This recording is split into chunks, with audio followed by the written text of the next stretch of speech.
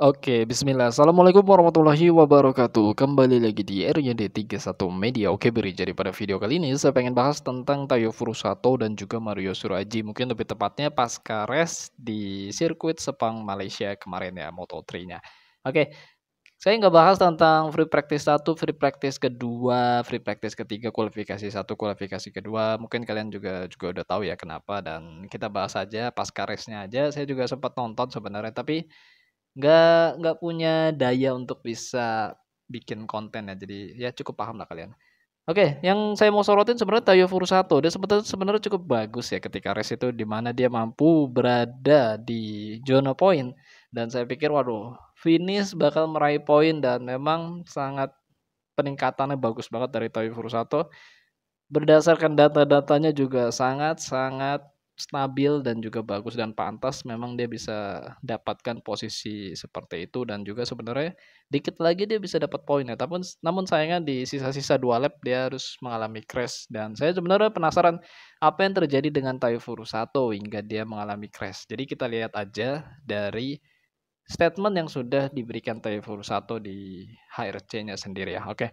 Pada awal balapan perasaan saya tidak bagus, tetapi putaran demi putaran saya pulih dan saya mulai menyalip rival saya. Ketika saya sudah berada di posisi poin dengan 2 lap tersisa, pengendara lain menabrak saya di trek lurus, mematahkan tuas rem saya. Saya tidak bisa mengerem dan saya melompat dari sepeda motor dan saya tiba di tembok. Tetapi saya beruntung tidak terluka, dan tapi saya bangga dengan race saya. Oke.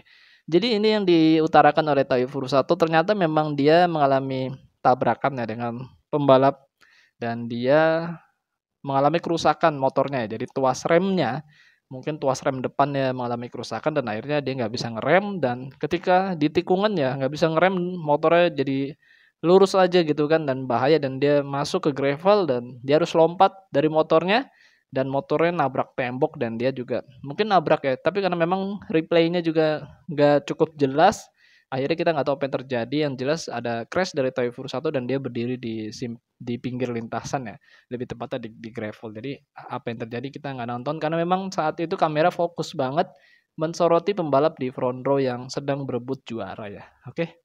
Jadi sebenarnya itu yang terjadi dengan Tayo Furusato.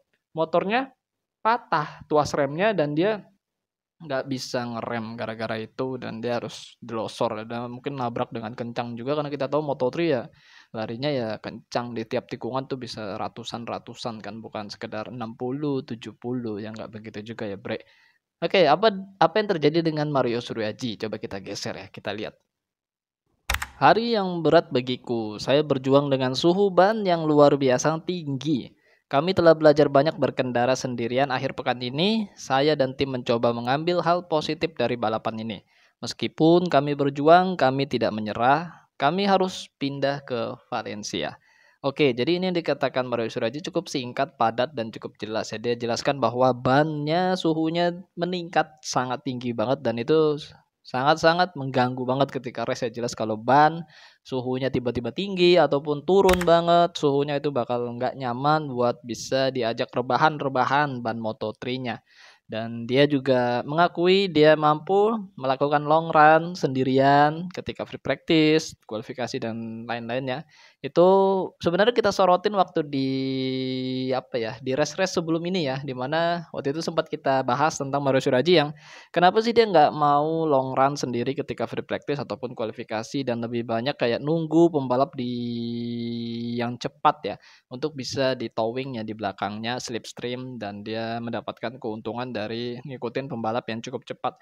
Sedangkan waktu itu Tayo Furusato udah cukup bagus, dia mampu untuk bisa keluar sendirian aja ketika free practice ataupun ketika kualifikasi, dan akhirnya dia mampu cetak lap time yang cukup bagus juga. Jadi memang ya, ini nggak tahu kenapa kok bisa pas ya, sebelumnya kita bahas kenapa Mario Suryaji nggak mau keluar sendirian aja, memanfaatkan 40 menit free practice gitu kan, ataupun 15 menit kualifikasi, untuk nggak peduli siapa pembalap yang cepat, pokoknya dia ada waktu segitu dia keluar aja, dia coba cetak lap time bagus, coba dia belajar lagi race pace yang cukup kuat ketika kualifikasi, dan juga coba lebih stabil lagi race pace-nya. Ternyata di race Sepang Dia berkata demikian, dia kan? Dia tuliskan gitu kan?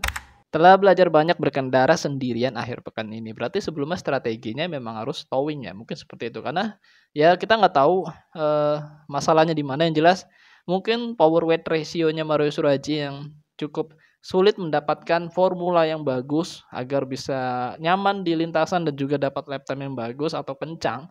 Ya karena ya kita nggak tahu ya bobotnya Mario Suraji, bobot motornya itu apakah bisa cukup seimbang, stabil, dan oke ketika dibawa ngebut ya. Jadi ya banyak banyak faktor lah, kita nggak bisa cuma nonton aja langsung bisa menyimpulkan, nggak bisa. Bahkan bagi orang yang langsung praktek aja itu butuh, berproses menganalisa satu persatu. Jadi baru bisa ketemu formula yang tepat, mendapatkan settingan, setapan motor yang oke. Oke Bre, jadi, terima kasih, mungkin seperti ini aja kontennya. Nggak terlalu spesial mungkin dan videonya juga nggak terlalu banyak karena nggak banyak stoknya di akhir pekan ini. Saya juga nggak terlalu ngikutin dari free practice 1, 2, 3 kualifikasi dan ya kalian paham. Saya udah jelaskan di komunitas, jadi nggak perlu dijelaskan di komunitas. Sehat buat kalian semua, jangan lupa makan dan jangan lupa berdoa. Akhir kata, wassalamualaikum warahmatullahi wabarakatuh. Bye bye.